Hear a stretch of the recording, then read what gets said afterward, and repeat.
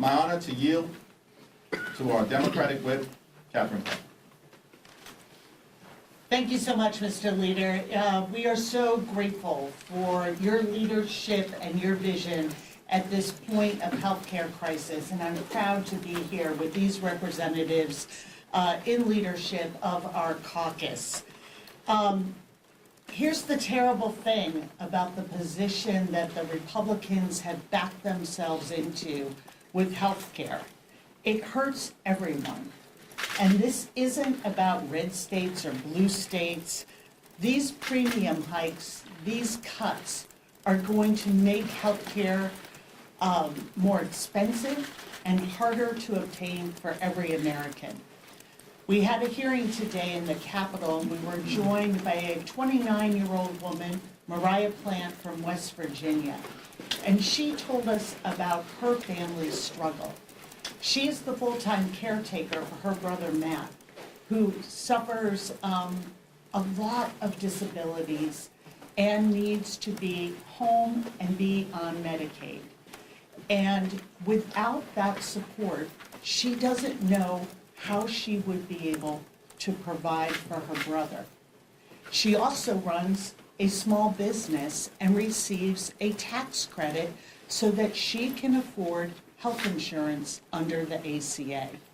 So she is looking at potentially a cut to Medicaid that jeopardizes her ability to care for her loved one and her family, and in the immediate future, a steep rise in premiums and no ability for her to make that up. Her budget simply doesn't stretch that far. Like most Americans, she doesn't have that extra hundreds of dollars lying around a month to be able to afford health care. And that was the story from West Virginia. And as I look in my district, as premium notices are coming out, a couple in Massachusetts that makes $88,000 a year is looking at having their premium doubled. If we go to Speaker Johnson's hometown of Benton, Louisiana, that same couple making $88,000 will see a tripling of their premium, 3 times.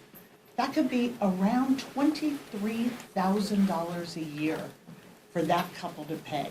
People can't afford that. 60% of families in this country cannot meet the basics, cannot afford the basics for their family. And these sort of dramatic jumps in premiums are what is going to pull them under.